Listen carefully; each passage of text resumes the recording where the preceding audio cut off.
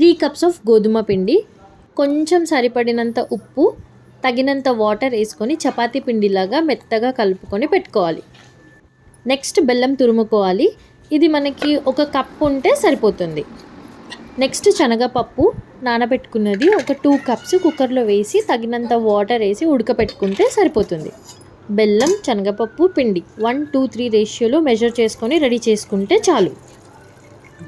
Hi, welcome to Janu channel. Videos చూస్తున్నారా? ఎలా ఉన్నాయి? అన్నీ ఏమేమో చేస్తుంది అనుకుంటా. ఈరోజు ఏం చేస్తున్నావు? నమస్తే. ఈరోజు నేను భక్షాలు చేస్తున్నాను. మేమైతే భక్షాలు అంటాము, చాలా మంది పోలేలు ఇంకేమంటారు మమ్మీ? ఏమో నాకు తెలీదు. అయినా ఉగాదికి చేస్తారు కదా, నువ్వేంటి ఇంత తొందరగా చేస్తున్నావు?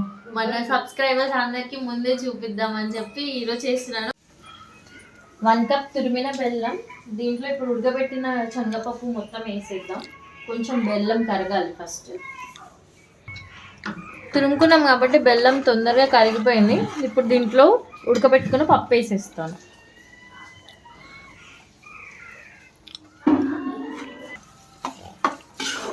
మంచిగా కలుపుకోవాలి.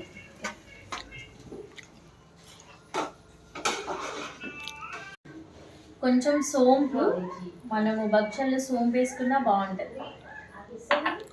పిండిని చిన్న చిన్న ముద్దలుగా చేసుకొని చల్లారిన పూర్ణం పెట్టుకుందాం.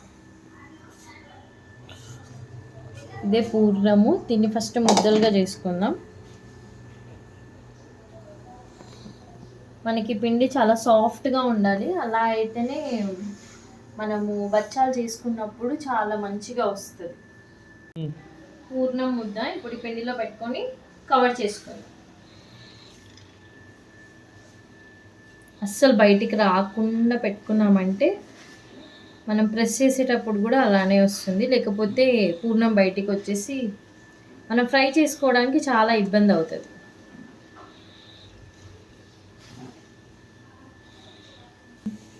ఆయిల్ అప్లై చేసి 2 సైడ్స్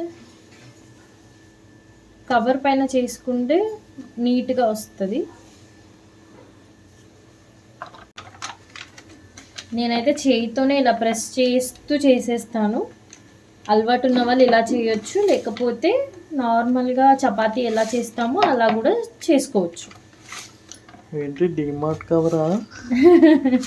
డిమార్ట్ కవర్స్ ఇలా కూడా యూజ్ అవుతాయి మనకి.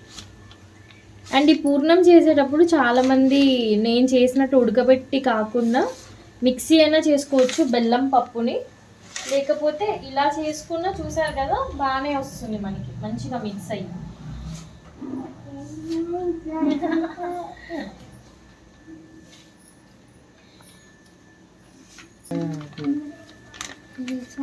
అయిపోయింది, చూసారు కదా ఎంత మంచిగా రౌండ్గా వచ్చిందో.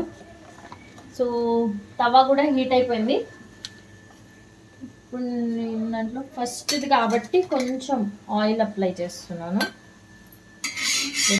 నేను ఆయిల్తో చేస్తున్నాను. ఫస్ట్ ఘీ వేసేస్తే పొగలు బాగా వచ్చేస్తాయి, అందుకే ఫస్ట్ది ఘీ వేయట్లేదు, ఆయిల్తో చేస్తున్నాను. నెక్స్ట్ మనం ఘీతో చేసుకున్నాం. అండ్ స్టార్టింగ్లో కొంచెం సిమ్ పైనే చేసుకుంటే మంచిగా వస్తుంది, మాడిపోకుండా.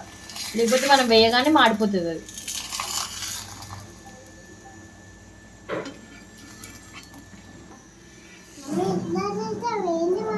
నేను భక్షాలు చేస్తున్నా, తింటావా నువ్వు? పూజ కోసం చేస్తున్నా, నీకోసం కాదు. లేదు లేదు, నీకు కూడా, నీకు ఒకటి, పూజకు ఒకటి. ఓకే,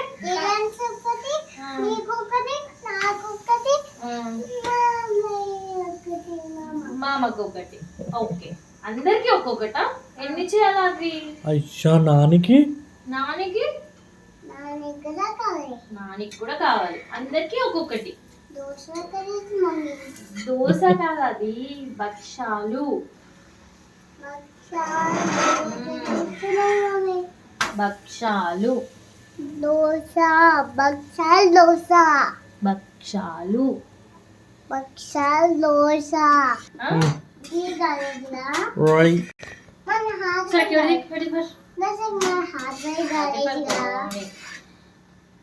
వేడి వేడి భక్షాలు రెడీ.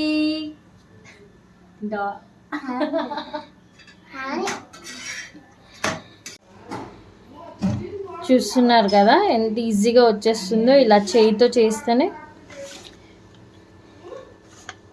చాలామంది భయపడిపోతారు మా మొత్తం పూర్ణం బయటికి వచ్చేస్తుంది చేస్తుంటేనని. ఇలా చిన్న చిన్న టిప్స్ అండ్ స్లోగా చేస్తామంటే చాలా పర్ఫెక్ట్గా వస్తాయి.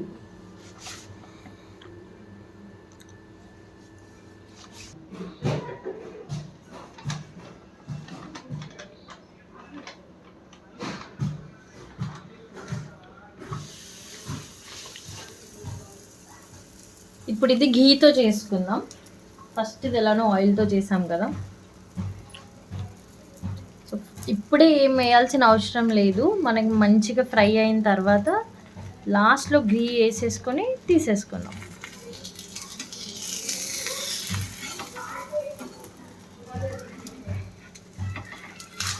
కొంచెం ఘీ వేసేసుకొని తీసేసుకుందాం. ఘీతో చాలా బాగుంటుంది టేస్ట్ ఆయిల్తో దానికన్నా.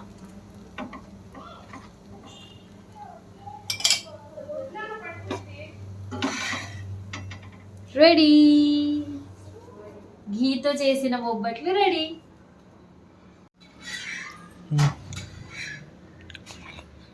వేడి వేడి బొబ్బట్లు రెడీ. మేమైతే భక్షాలనే అంటాం. భక్షాలు రెడీ.